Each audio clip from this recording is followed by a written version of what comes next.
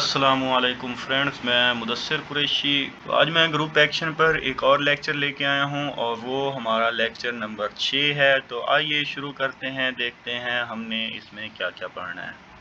तो इससे previous lecture में मैंने स्टेबलाइज़र ऑफ एन एलिमेंट के बारे में बताया था कि अगर कोई हम सेट लें x जो हमारे पास g सेट हो और उसके अगर हम एक एलिमेंट फिक्स कर लें उसी सेट का x का, तो उसका हम जब स्टेबलाइज़र फाइंड करेंगे तो उसमें ग्रुप के वो तमाम एलिमेंट्स आएंगे जो x को उसी एलिमेंट के साथ मैप कराएंगे।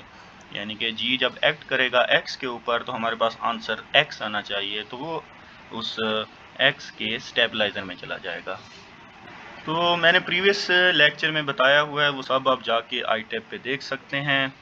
आज हम प्रूव करेंगे कि ये जो स्टेबलाइज़र ऑफ एन एलिमेंट होता है ये सब ग्रुप होता है। तो देखिए थ्योरम के let G X on X then for any X belongs to X G X is a subgroup of जी। तो ये जो जी एक्स है ये स्टेबलाइज़र ऑफ एक्स है। तो हमने साबित क्या करना है कि ये जो जी एक्स है ये सब ग्रुप है जी का।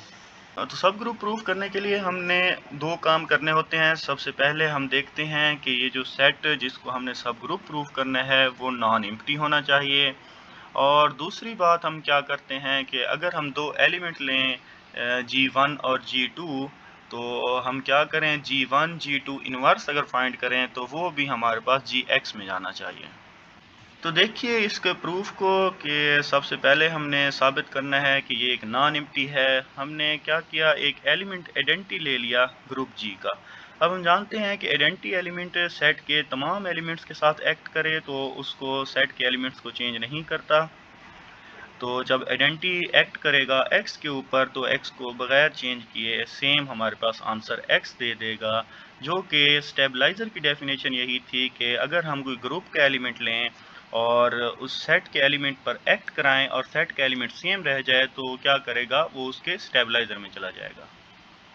तो आइडेंटिटी स्टेबलाइज़र में चला गया और यहाँ से हमने साबित कर लिया कि ये जो स्टेबलाइज़र है ये एक नॉन एम्प्टी है।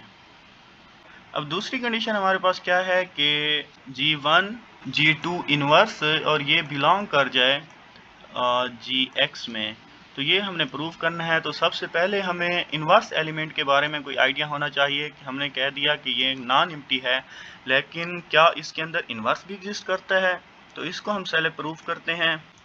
तो देखिए हमने दो एलिमेंट्स ले लिए यहाँ पर G1 और G2 जो कि स्टेबलाइज़र ऑफ x हैं, x के एलिमेंट्स हैं। अब स्टेबलाइज़र की डेफिनेशन कि G1 जब एक्ट करेगा x के साथ तो हमारे पास आंसर x आएगा। इसी तरह से G2 जब एक्ट करेगा x के साथ तब भी हमारे पास आंसर x आना चाहिए। तो हमने ले लिया कि G2 एक्ट कर रहा है x पर तो हमारे पास आंसर x आ रहा है। अब हमने क्या किया, G2 इनवर्स दोनों साइड से मल्टीप्लाई करा दिया या एक्ट करा दिया। इस तरह से कह दें कि G2 इनवर्स एक्ट कर रहा है इस एलिमेंट पर और G2 इनवर्स इस साइड से भी एक्ट कर जाएगा। अब हमारे पास ग्रुप एक्शन की जो सेकंड कंडीशन थी वो क्या है कि G2 और ये वाले दो टर्म्स इकट्ठी हो जाती हैं और ये अलहदा x पर एक्ट कराती हैं, जो एसोसिएटिव प्रॉपर्टी भी थी। तो यही हमने काम किया, इस साइड पर उस साइड को वैसे रहने दिया। अब G2 और G2 इनवर्स ये एक दूसरे के इनवर्स हैं, तो इसका आंसर आइडेंटिटी आ गया। आइडेंटिटी जब एक्ट करेगी x पर तो x एलिमेंट आ जाएगा। तो यहाँ से देखिए कि G2 इनवर्स जब एक्ट करता है x के ऊपर तो x को चेंज नहीं करता, सेम हमारे पास x ही आंसर दे देता है। तो हमने क्या साबित कर लिया कि G2 इनवर्स भी इसी स्टेबलाइज़र में होगा।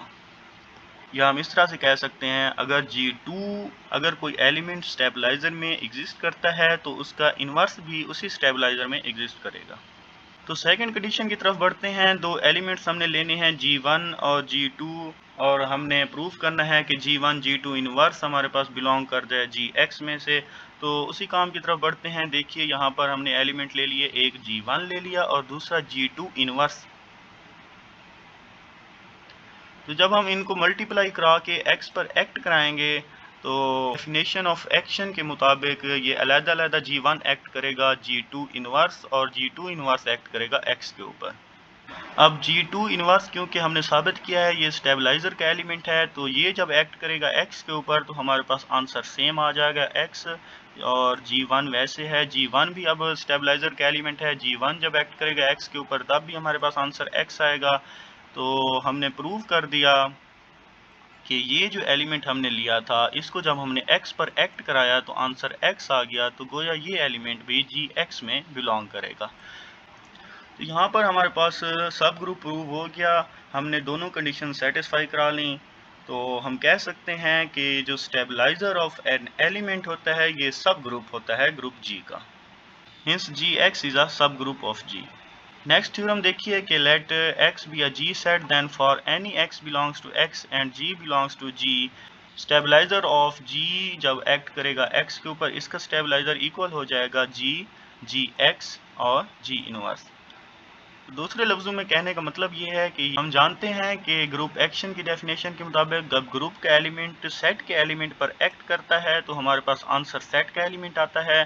तो गोया ये जो एलिमेंट है हमारा पास G.X, ये हमारे पास सेट का एलिमेंट आ जाएगा। इसको अगर हम नाम दे दें, फ़र्ज करें कोई Y, तो क्या होगा बेसिकली कि जब हम स्टेबलाइजर फाइंड करेंगे y का, या g एक्ट करेगा x के ऊपर, इसका स्टेबलाइजर हमने फाइंड करना हो तो हम क्या करेंगे, जस्ट हम x का स्टेबलाइजर फाइंड कर लेंगे और g को कॉन्जुगेट करा देंगे। गोया एक साइड पर g हम ले आएंगे, दूसरी साइड पर g इनवर्स से मल्टीप्लाई करा देंगे, तो हमारे पास इसका आंसर और इसका आंसर सेम आएगा। तो हमने प्रूव करना है कि ये दोनों चीज़ें एक दूसरे के इक्वल हैं। तो देखिए जब हम इन दोनों को इक्वल कराएंगे तो कैसे प्रूव करेंगे। पहली कंडीशन, पहला तरीका तो ये है कि हम इन दोनों को एक दूसरे का सबसेट प्रूव कर लें, या दूसरा तरीका ये है कि इसमें से हम एक एलिमेंट लें और प्रूव कर दें कि वो एलिमेंट इसमें भी मौजूद है। तो देखिए इसके प्रूफ को, हमने एक एलिमेंट ले लिया G, स्टेबलाइजर ऑफ G.X का। तो स्टेबलाइजर की डेफिनेशन के मुताबिक क्या आएगा कि अगर कोई भी एलिमेंट स्टेबलाइजर में है तो क्या करता है, वो एक्ट करता है उस एलिमेंट पर, यानी कि H एक्ट करेगा G.X पर। तो हमारे पास आंसर क्या आना चाहिए, वही अंदर वाला एलिमेंट आना चाहिए जो कि G.X है। तो यहाँ पर तो हमने स्टेबलाइजर की डेफिनेशन इस्तेमाल की। अब नेक्स्ट क्या करेंगे, G इनवर्स से दोनों साइड्स को मल्टीप्लाई करा देंगे, तो G इनवर्स इस साइड पे आ गया। इसी तरह से G इनवर्स जब इस साइड पे आएगा तो G और G इनवर्स एक दूसरे से कैंसिल आउट हो जाएंगे। तो यहाँ पर ग्रुप एक्शन की डेफिनेशन हम इस्तेमाल करेंगे कि HG अलहदा हो जाएंगे और ये अलहदा से एक्ट करेंगे X के ऊपर। यहाँ पर एक्शन आना चाहिए, डॉट आना चाहिए। और इसी तरह से अब हमारे पास क्या बन गया, G इनवर्स एक्ट कर रहा है GH पर और वो एक्ट कर रहे हैं X के ऊपर। तो इसी तरह से फिर हम एसोसिएटिव प्रॉपर्टी को इस्तेमाल करेंगे और क्या आ जाएगा, G इनवर्स HG एक्ट करेंगे जब X के ऊपर, तो ये राइट हैंड साइड हमारी सेम रही, तो आंसर X आ गया। तो यहाँ से हम देख सकते हैं कि ये वाला जो एलिमेंट है ये जब एक्ट करता है X के ऊपर तो X को चेंज नहीं करता, तो गोया ये वाला एलिमेंट स्टेबलाइजर ऑफ X में चला जाएगा। तो देखिए यहाँ से हमने साबित कर लिया कि G इनवर्स HG ये जो एलिमेंट था ये स्टेबलाइजर ऑफ X में चला गया। और इसी तरह से जब हम इस साइड से G से मल्टीप्लाई कराएंगे और इस साइड से G इनवर्स से मल्टीप्लाई कराएंगे तो हमारे पास क्या आएगा, यहाँ पर H बच जाएगा और H बिलोंग कर जाएगा G इनवर्स पे। तो देखिए हमने एलिमेंट लिया था G स्टेबलाइजर ऑफ G.X का, और वो एलिमेंट हमने प्रूव कर दिया कि Gx और G इनवर्स में चला गया। तो हम कह सकते हैं कि ये दोनों इक्वल हैं। तो हमने यही चीज़ प्रूव करनी थी कि स्टेबलाइजर ऑफ G.X इक्वल आ जाएगा G stabiliser of X G inverse. तो नेक्स्ट हमारे पास एक और टॉपिक है, kernel of a group action. Let X be a G set, and kernel of an action is the set G belongs to G such that G जब act करेगा X के ऊपर वो इक्वल आ जाएगा X के, for all X belongs to X। तो basically यहाँ पर कहना क्या चाहता है, अगर हम X को फिक्स कर लें, यहाँ पर कोई एक एलिमेंट ले लें, तो ये जो डेफिनेशन बनेगी ये स्टेबलाइजर की डेफिनेशन बनेगी। लेकिन हमने क्या करना है, तमाम X के लिए चेक करना है। ग्रुप का हम एक एलिमेंट उठाएंगे और उसको सेट के तमाम एलिमेंट्स पर एक्ट कराएंगे। अगर सेट के तमाम एलिमेंट्स सेम रह गए तो वो हमारे पास ग्रुप का एलिमेंट कर्नल में चला जाएगा। दूसरे लफ्ज़ों में हम इसको इस तरह से भी कह सकते हैं कि ये जो कर्नल ऑफ ग्रुप एक्शन है ये बेसिकली हर एलिमेंट का स्टेबलाइजर फाइंड करें और उनका इंटरसेक्शन ले लें और उनमें जो कॉमन पॉइंट आएगा वो कर्नल में चला जाएगा। तो देखिए हम कुछ एग्जांपल्स करेंगे उससे रिलेटेड, तो उम्मीद है आपको इस कर्नल का कॉन्सेप्ट क्लियर हो जाएगा। तो प्रीवियस लेक्चर में मैंने स्टेबलाइज़र फाइंड किए हुए थे जिन्हें आप आई टैब पे जाके देख सकते हैं। ये हमारे पास S4 के ज़रिए स्टेबलाइज़र फाइंड किए गए हैं। इसी तरह से GA का स्टेबलाइज़र सामने दिया हुआ है, GB, GC और GD, यानी कि stabiliser of D, C, B ये हमने फाइंड किए हुए हैं। अब देखिए कर्नल की डेफिनेशन क्या थी कि हमने इनका इंटरसेक्शन लेना है। तो इंटरसेक्शन अगर लें तो हमारे पास सिर्फ एक आइडेंटिटी एलिमेंट ही आएगा, तो गोया इसके कर्नल में सिर्फ आइडेंटिटी एलिमेंट आ जाएगा। इसी तरह से हम कर्नल की एक और एग्जांपल देखते हैं कि late G is equal to D4 and X is equal to 1 2 3 4, then find the kernel under the symmetric group action of D4 on X। तो सबसे पहले हमें D4 के बारे में पता होना चाहिए, तो आइए इसके रिलेटेड थोड़ा सा ओवरव्यू देते हैं।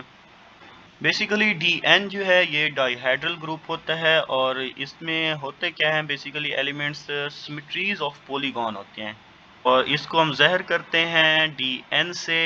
और Dn क्या होता है, पॉलीगॉन ऑफ साइड्स n होता है। जैसे कि अगर हम D4 की बात करें तो इसमें हमारे पास 4 साइडेड पॉलीगॉन आ जाएगी और D3 के अंदर हमारे पास एक ट्राइंगल आ जाएगी। तो Dn क्या होता है, पॉलीगॉन ऑफ साइड्स n होता है। इसी तरह से इसका आर्डर की जब हम बात करें, यानी कि इसके अंदर टोटल नंबर ऑफ एलिमेंट्स कितने होंगे, वो 2n होंगे और इसके एलिमेंट्स बेसिकली रिफ्लेक्शंस होते हैं और रोटेशंस होती हैं।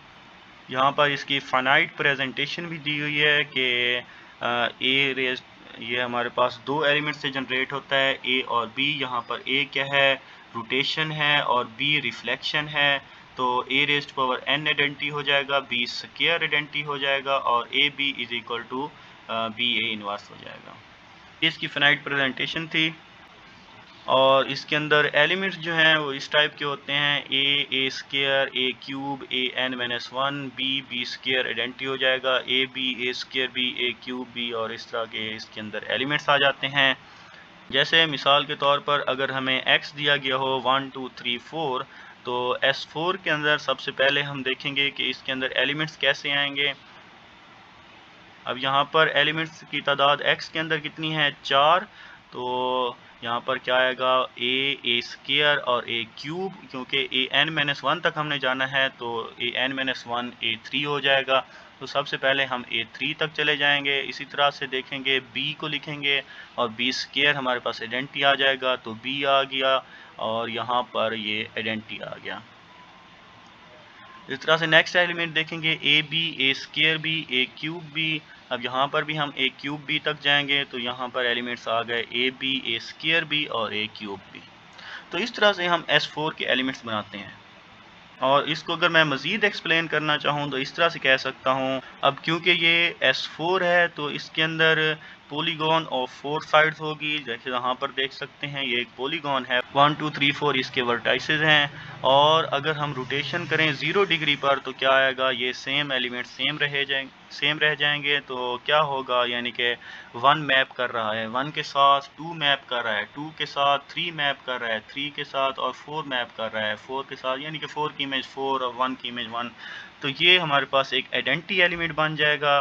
इसी तरह से अगर हम रोटेट करें इसको 90 डिग्री तक, पहले ये हमारे पास थी और उसको हम अब रोटेट कर रहे हैं 90 डिग्री पर, तो क्या बनेगी, ये 1 इधर आ जाएगा, 2 इधर आ जाएगा, ये हमारे पास एलिमेंट बन जाएगा।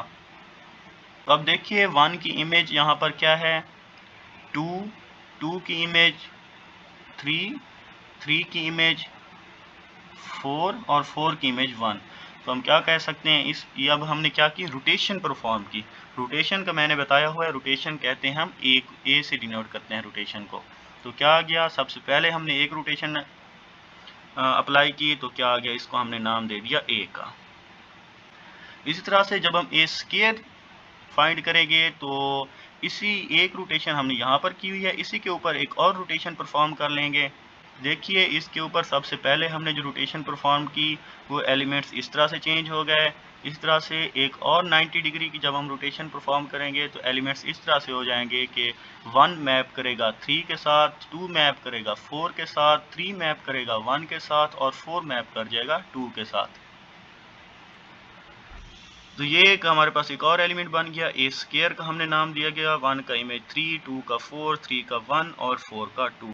इस तरह से एक क्यूब जब हम फाइंड करेंगे तो क्या करेंगे, इसको मज़ीद 90 डिग्री रोटेट कर देंगे और हमारे पास अब क्या आ गया, 1 की इमेज 4, 4 की इमेज 2 की इमेज 1, 3 की इमेज 2 और 4 की इमेज 3 आ गई हमारे पास। यहाँ पर हमारे पास एक और एलिमेंट बन गया, ए क्यूब का हमने उसको नाम दे दिया और इसमें 1 की इमेज 4, 2 की इमेज 1, 3 की 2 और 4 की 3 हो गई।